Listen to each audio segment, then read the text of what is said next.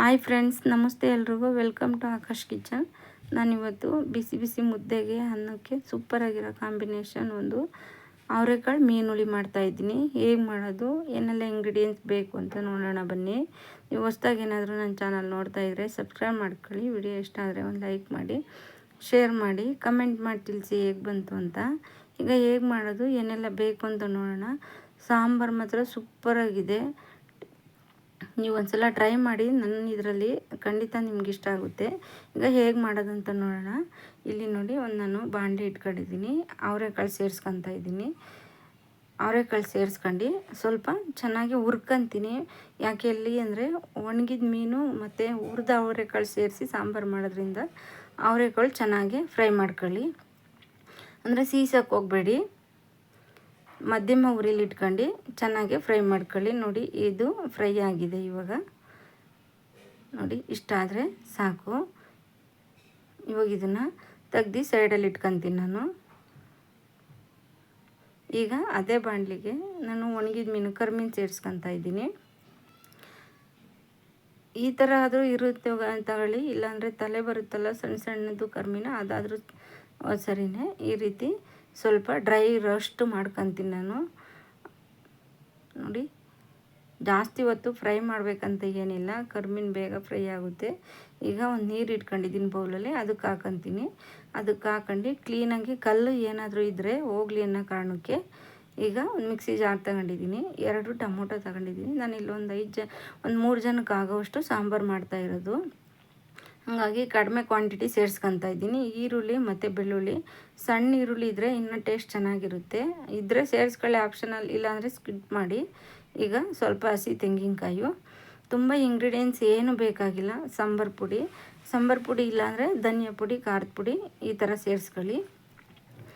ಈಗ ಇದನ್ನು ರುಬ್ಕೊಂಬತ್ತೀನಿ. ಈಗ ಪ್ಯಾನ್ ಇಟ್ಕೊಂಡಿದ್ದೀನಿ. ಒಂದು 2 ಸ್ಪೂನಷ್ಟು ಎಣ್ಣೆ ಸೇರಿಸ್ಕೊತಾ ಇದ್ದೀನಿ. ನೋಡಿ, ಎಣ್ಣೆ ಬಿಸಿಯಾಗಿದೆ. ಇವಾಗ ಸಾಸಿವೆ ಸೇರಿಸ್ಕೊಂಡಿದ್ದೀನಿ. ಈಗ ಸಣ್ಣ ಈರುಳ್ಳಿ ಮತ್ತು ಕರಿಬೇವು 2 ಸೇರಿಸ್ಕೊತಾ ಇದ್ದೀನಿ. ಈರುಳ್ಳಿ ಸ್ವಲ್ಪ ದಪ್ಪ ಕಟ್ ಮಾಡ್ಕೊಂಡು ಹಾಕೊಳ್ಳಿ, ಯಾಕೆಂದರೆ ತಿನ್ನಬೇಕಾದ್ರೆ ಚೆನ್ನಾಗಿರುತ್ತೆ. ಈ ಸಣ್ಣ ಈರುಳ್ಳಿ ಇದ್ದರೆ ಸೇರಿಸ್ಕೊಳ್ಳಿ, ಇಲ್ಲಾಂದರೆ ಈ ದಪ್ಪ ಈರುಳ್ಳಿನೇ ಸ್ವಲ್ಪ ದಪ್ಪ ಕಟ್ ಮಾಡ್ಕೊಂಡು ಸೇರಿಸ್ಕೊಳ್ಳಿ.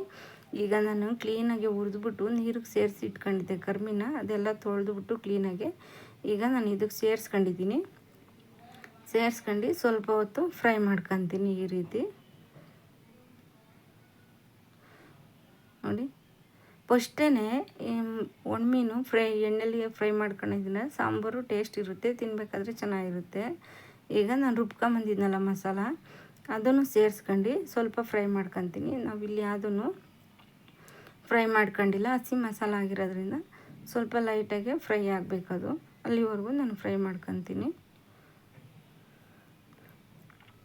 ಈಗ ಅರಿಶಿನ ಸೇರಿಸ್ಕೊತಾ ಇದ್ದೀನಿ, ಒಂದು 1/4 ಟೇಬಲ್ ಸ್ಪೂನ್ ಅರಿಶಿನ.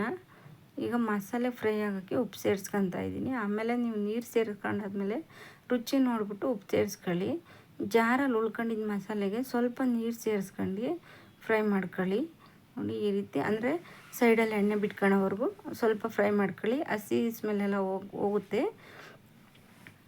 ಸಿಂಪಲ್ಲಾಗಿ ಕಮ್ಮಿ ಇಂಗ್ರೀಡಿಯೆಂಟ್ಸು, ಸಾಂಬಾರು ಮಾತ್ರ ನೆಕ್ಸ್ಟ್ ಲೆವೆಲಲ್ಲಿ ಇರುತ್ತೆ. ಅಷ್ಟು ರುಚಿಯಾಗಿ ಬಂದಿದೆ. ನೋಡಿ, ಇಲ್ಲಿ ಕುದೀತೈತೆ. ನಾನಿವಾಗ ನಿಮಗೆ ಎಷ್ಟು ನೀರು ಬೇಕೋ ನೋಡಿ, ನಿಮ್ಮ ಮನೆಗೆ ಕ್ವಾಂಟಿಟಿ ಎಷ್ಟು ಬೇಕೋ ಅಂತ ನೋಡಿಬಿಟ್ಟು ಸೇರಿಸ್ಕೊಳ್ಳಿ. ಈಗ ನಾನು ಹುಣ್ಸೆಹಣ್ಣು ರಸ ಲಾಸ್ಟಲ್ಲಿ ಸೇರಿಸ್ಕೊತಾ ಇದ್ದೀನಿ. ಕಾಳು ಹುರಿದಿಟ್ಕೊಂಡಿದ್ನಲ್ಲ ಅವರೆಕಾಳು, ಅದನ್ನು ಸೇರಿಸ್ಕೊತೀನಿ. ಅದನ್ನು ಸೇರಿಸ್ಕೊಂಡು ಒಂದು ಲಾಂಗ್ ಕುದಿ ಬಂದರೆ ಸಾಂಬಾರು ರೆಡಿ ಆಗುತ್ತೆ. ಸಾಂಬಾರು ಮಾತ್ರ ನೋಡಿ ಕುದೀತೈತೆ, ಚೆನ್ನಾಗಿ ಸಾಂಬಾರು ಬಂದಿದೆ. ಸ್ಮೆಲ್ಲಂತೂ ಅರೋಮಾ ಸೂಪರಾಗಿದೆ. ಒಂದು ಸಲ ಟ್ರೈ ಮಾಡಿ. ವಿಡಿಯೋ ನೋಡಿದ್ದಕ್ಕಾಗಿ ಧನ್ಯವಾದಗಳು.